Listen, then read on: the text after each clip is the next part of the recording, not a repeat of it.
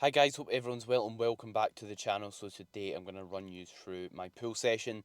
So I'm actually doing a devolume session today, or this week is a devolume week. Basically a week of doing one working set per exercise in order to drop fatigue. This is the form of deload I usually do because it allows me to still go to the gym, which I enjoy. It still allows me to keep the momentum going with my training. And I feel like when I get back from doing the devolume week, the movement patterns still feel fresh. The movement patterns still feel I'm used to them. Whereas if I take a week off or some time off, when I get back to it the first week or the first time I'm doing those sessions, they don't always go as well just because I'm not used to performing those exercises. So yeah, hope you all enjoy. Any questions you have, feel free to obviously drop them in the comments, and greatly appreciate anyone's support on the video in advance. So first up we have the cuff pullover. The benefit of the cuff pullover is it's a good lat exercise. Single arm allows me to kind of align myself better to train my lat, and I did originally swap from rope pullover just because the weight was getting too heavy, it was pulling me forward. So yeah, that's a good exercise to potentially have first. Is it'll warm me up a bit, it'll give me some effective lat volume but not take away from future movements.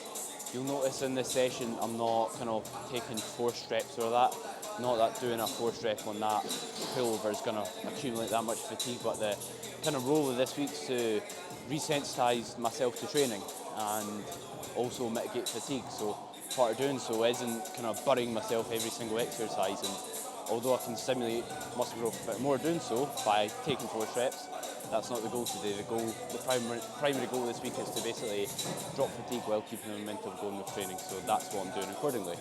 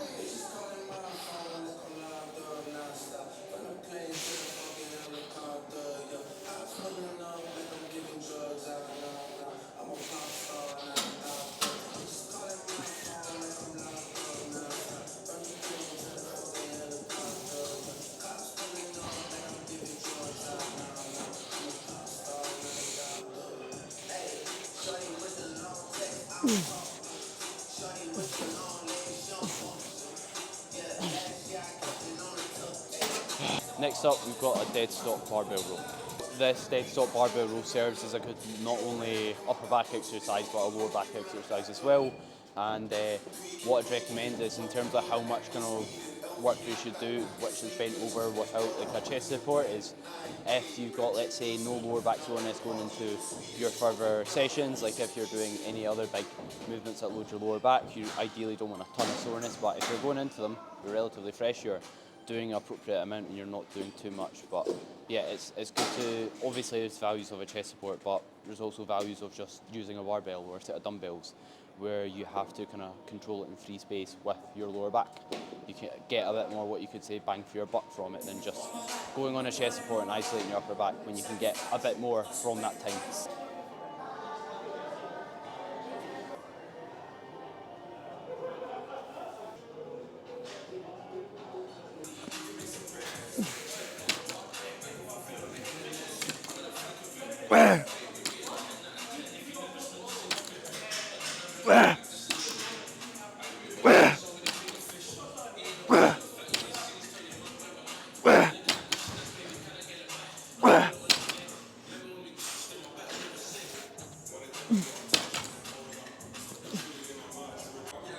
So next up we have a single arm pull down back on another movement that trains the lats. So here it is quite a controversial movement. Some people say you don't need to do it, it's fluff work, it's just messing about. But if you're a beginner, do you need this movement? Definitely not. However, I think you get to a point, you can't just get away with going on machines, rowing and training hard, training to failure. I don't think that's enough for some individuals to grow body parts like their lats. So this is where this exercise can come in.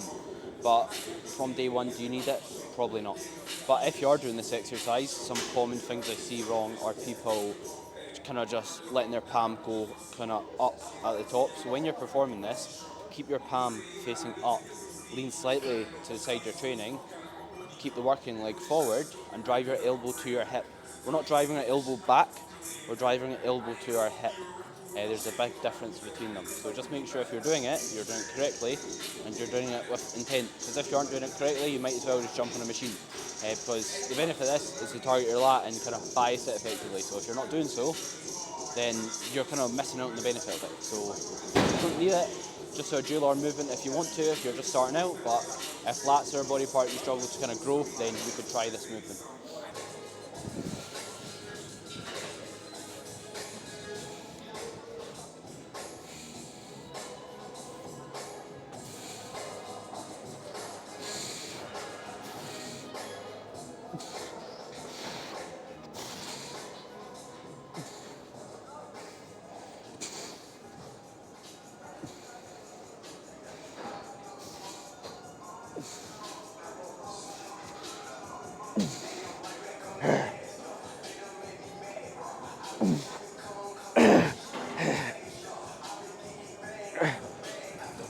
Something else you'll notice during the movement is I'm relatively explosive on the way down in terms of how fast you should be with your concentric, or in other words when driving down on an exercise is as fast as you can while keeping the weight on the muscle. I've done this exercise for a good while, so I can move quite fast, quite explosively and keep on the desired muscle, whereas if you do so and all hell breaks loose, your form just worsens, and move at a slower pace. Move as slow as you need to do the exercise effectively and keep the weight on the right muscle.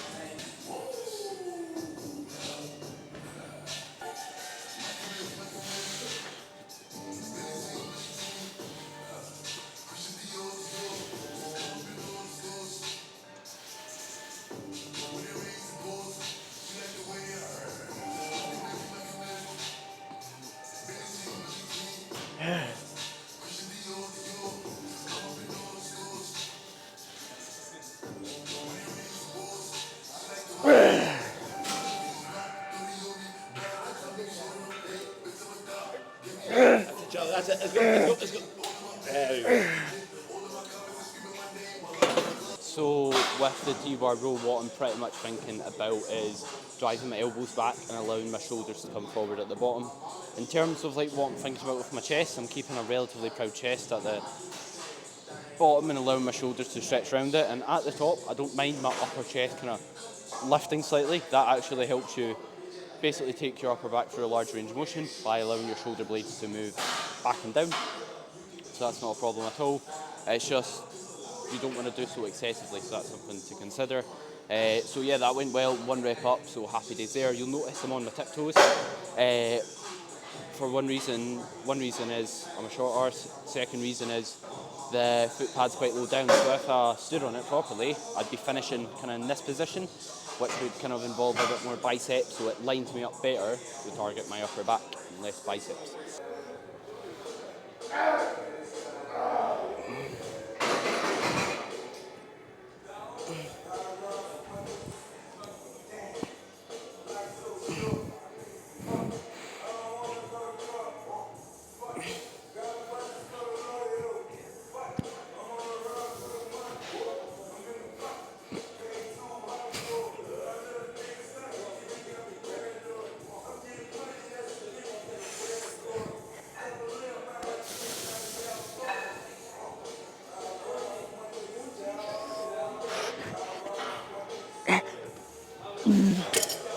So as for the machine bicep curl, what I'm focusing there is just basically keeping the tension on my biceps, pausing in both ranges. I think what a lot of people kind of do wrong when it comes to like arm training and smaller body parts is they neglect the importance of good execution, especially if it's an isolation movement. It makes sense to kind of isolate the muscle and actually control change of direction, making sure you're keeping the weight on that desired muscle. As well as that, I'm keeping my upper arm still. If I'm rocking backwards and forwards, I could actually be moving, but the angle of my elbow is not changing, so that's not going to actually train your bicep. That's just going to train like your, I don't know, God knows, your erectors or something. So yeah, usually I do 2 sets there and a drop on the second. And next up we have got a dumbbell hammer curl. The reason why I've got a hammer curl after that is a hammer curl will train your forearm in a different part of your bicep. Basically your brachialis and your brachioradialis, if you want the fancy terms. Basically, do different curl variations, palm face in different ways, and with your elbow in different positions, like in front of the body and then behind the body. And then you'll most likely have complete bicep development if you train with intent, progress it over time.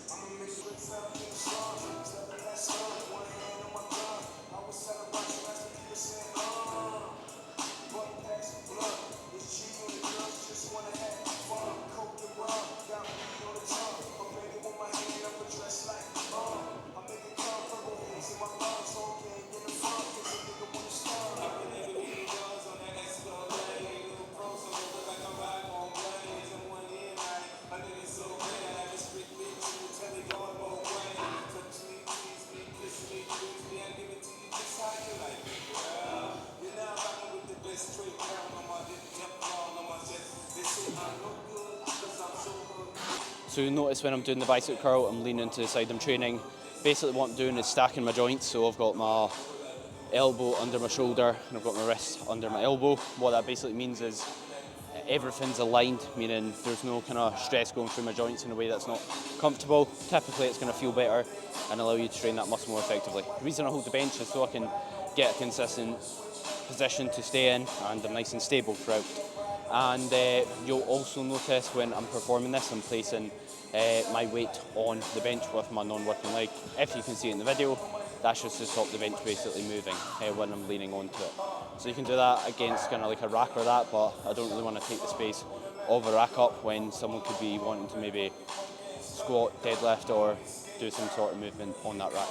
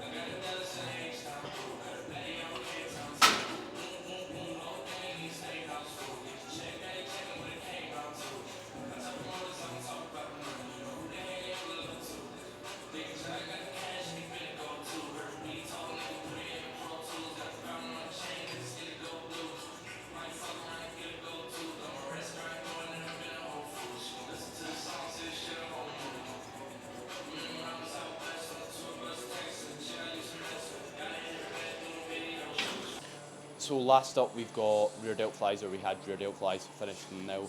And when I'm performing this, you'll see with the non-working hand, I'll put it against the stack, just to basically keep me still.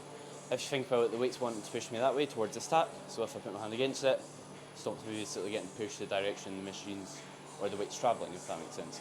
Also, I've got this cable set up just above shoulder height, as when you're going from a bit of a low to a high motion, your rear delt fibers are better aligned. Basically, you're in a better position to actually use your rear delts, as that's the way kind of your fibers of your rear delt want to pull your upper arm. And as well as this, I'm focusing on driving out, not back. If I focus on driving back, I'm more likely to move my shoulder blades, which I don't want, because your rear delts aren't responsible for moving your shoulder blades. Your rear delts being the back of your shoulders. It's responsible for driving your arm out, or in other words, abducting your upper arm, if you want the fancy word, or humerus, if you want the even fancier, which is just the name of your upper arm, bone anyway. And as well as that, when I'm performing it, again, pausing it just to help me kind of isolate that muscle effectively. And I've got a grip in the cuff that basically allows me to target my rear delt best. I find like a semi-pronated grip is best for myself, whereas if a neutral grip or a pronated grip, I don't quite feel it as much in my rear delt.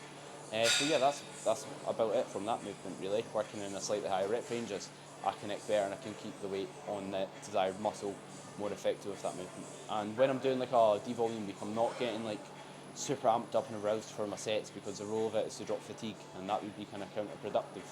And if you maybe are wondering if you should deload or not, I have a podcast on deloads that you can check out, and if you need one or not. And basically, if you're performing in the gym, if you're progressing your lifts, then you probably don't need a deload. The best kind of way to assess if you need a deload or not is like performance. So if performance is trending upwards, then you aren't in a spot where you kind of need to pull back from your training. That's kind of the main reason to deload.